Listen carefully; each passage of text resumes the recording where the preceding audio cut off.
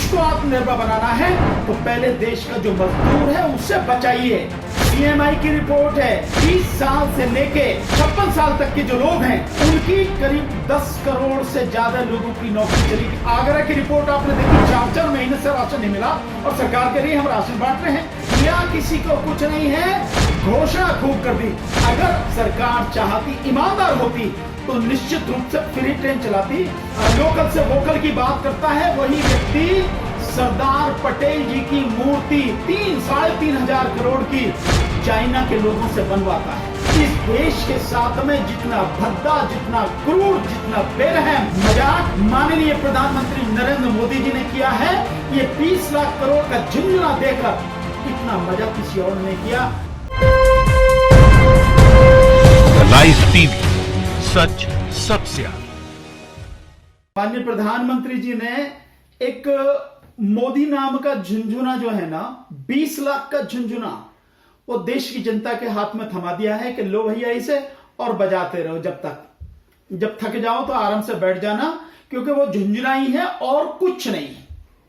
जितनी भी घोषणाएं की गई हैं लगातार, उस दिन प्रधानमंत्री का 13 मिनट कुछ सेकंड का जो 33 मिनट कुछ सेकंड का जो भाषण रहा है, उसमें बड़े बड़े शब्द आत्मनिर्भर Bharat, land, labour, liquidity, law, 5 pillar,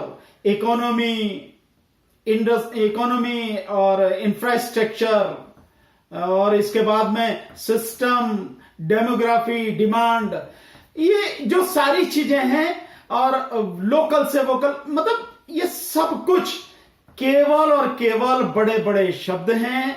स्वाभिमान, सम्मान और सक्षम, समर्थ, मतलब न जाने कैसे शब्द किए हैं, बट सारे के सारे बड़े बड़े शब्द हैं। शब्दों के जाल के अलावा कुछ नहीं है। पूरे 33 मिनट कुछ सेकंड के भाषण में माननीय प्रधानमंत्री जी ने देश को कुछ नहीं दिया, केवल झुंझुना दिया, उसे लेके बजाते रहिए। और उसके बाद में ये और कहा कि जो एक एक करके जो आर्थिक पैकेज है 20 लाख करोड़ का झुंझुना, जो 20 लाख करोड़ का पैकेज है, उसकी घोषणाएं एक एक करके वित्त मंत्री लगातार करेंगी। और 13 तारीख से, यानी 12 तारीख का ये प्रधानमंत्री का भाषण है, 13 तारीख से माननीय वित्त मंत्री जी लगातार ये भाषण दे रही हैं। जैसे वो भाषण देके गए ऐसी वो भाषण कर रही हैं, लगातार करते चले आ रहे हैं। पर इन तीनों दिनों में जो घोषणाएं की हैं, मिला कुछ नहीं है जनता को। हर किसी को घोषणाएं कर दी, मिला कुछ नहीं है। क्या मिला है? बैंक से कर्जा ले लो और जो करना हो कर लो। यानी जो कर्जा पहले ही आदमी कर्जे में डूबा हुआ है, जो पहले ही उस पर कर्जा है, उसी कर्जे को नहीं पटा पा रहा, उसी की किस्तों को पटाने के लिए वो समय की बात हो रही है कि भाई इनको जो है टाल दिया जाए। बल्कि यहां तक भी बात हो रही है कि इस दौरान का जो इंटरेस्ट है, वो इंटरेस्ट 3-4 महीने का, जब तक ये कोरोना का है, वो खत्म कर दिया जाए। और जो किस्तें हैं, वो किस्तें भी कम से कम 6 महीने के लिए टाल दी जाए। ऐसा कुछ भी नहीं जो किया गया, और ऐसा कुछ भी किसी को नहीं दिया गया। तो केवल और केवल बड़े बड़े शब्द, घोषणाएं, जैसा प्रधानमंत्री करते आए हैं शुरू से वही है। और 52 दिन आज देश को बंद हुए हो गए, पूरी इंडस्ट्री बंद है, सब कुछ बंद है, कोई कारोबार नहीं चल रहा।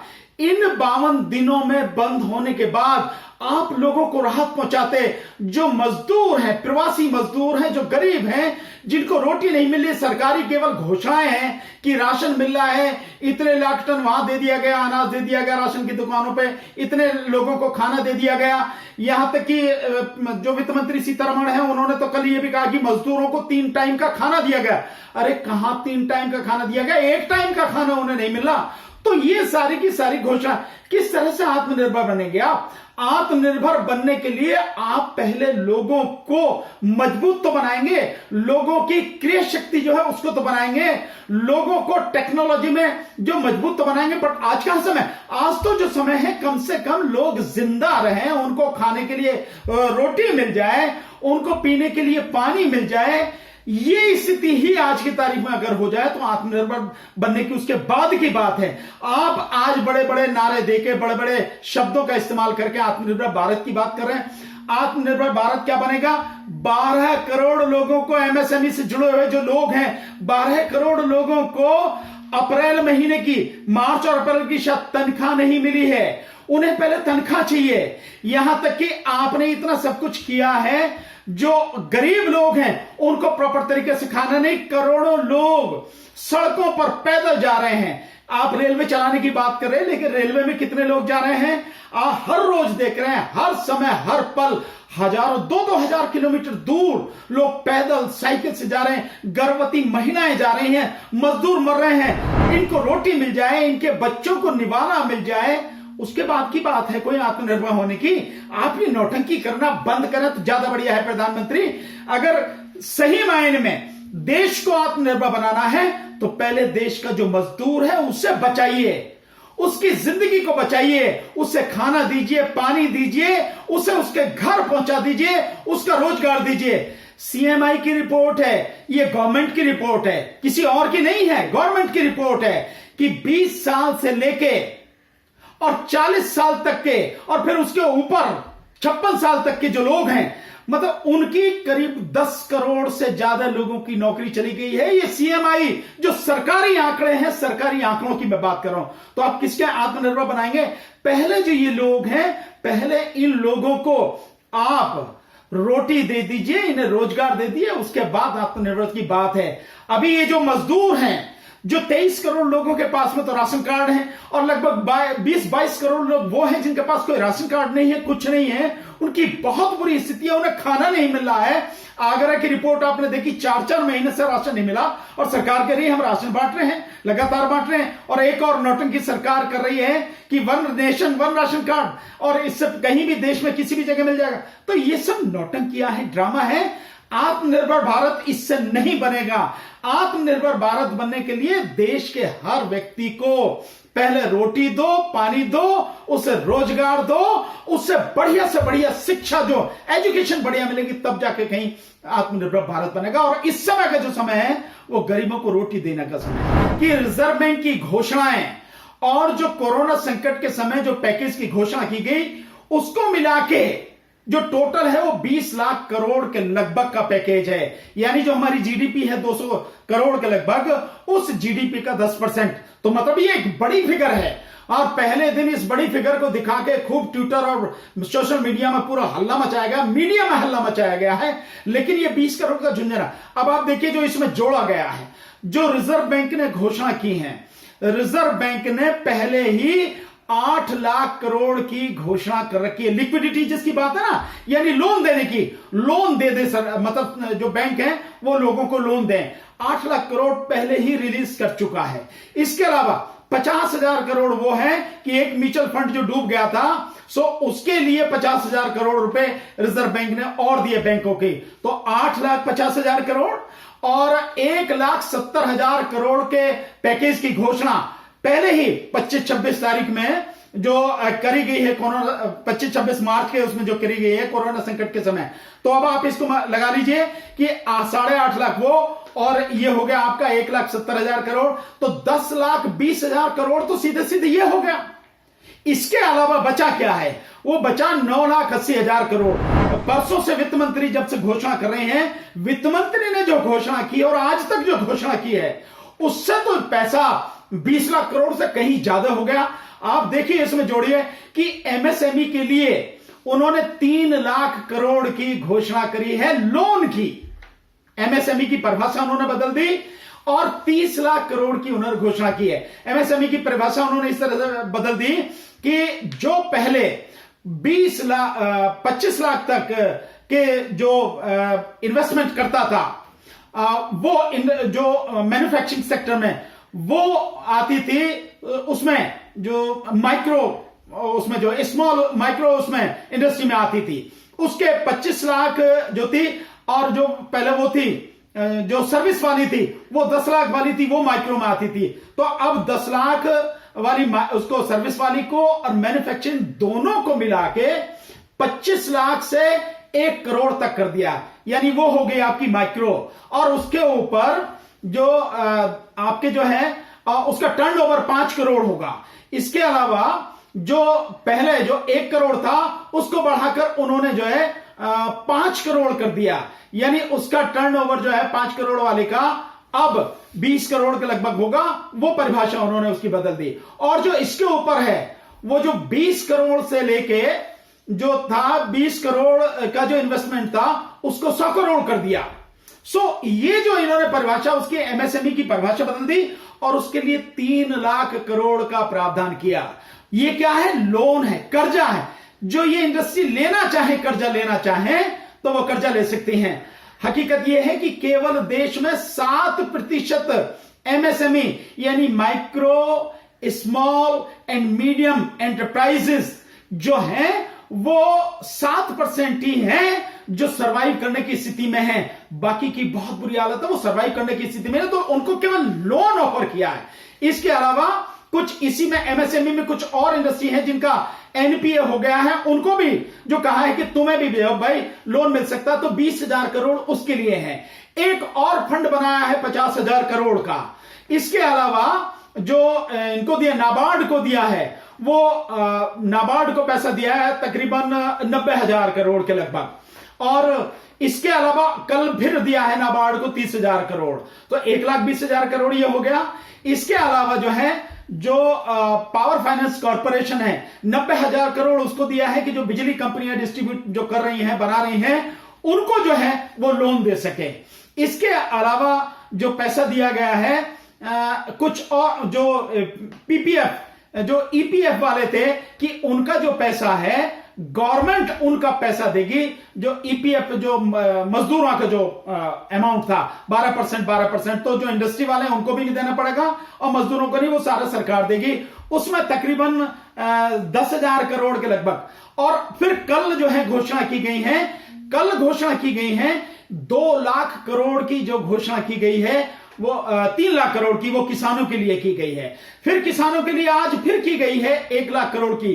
और इसी तरह से आज मछुआरों के लिए की गई 20,000 करोड़ की। और 15,000 करोड़ की जो है वो डेयरी जो फार्मिंग है उसको डेयरी डेवलपमेंट के लिए की गई है।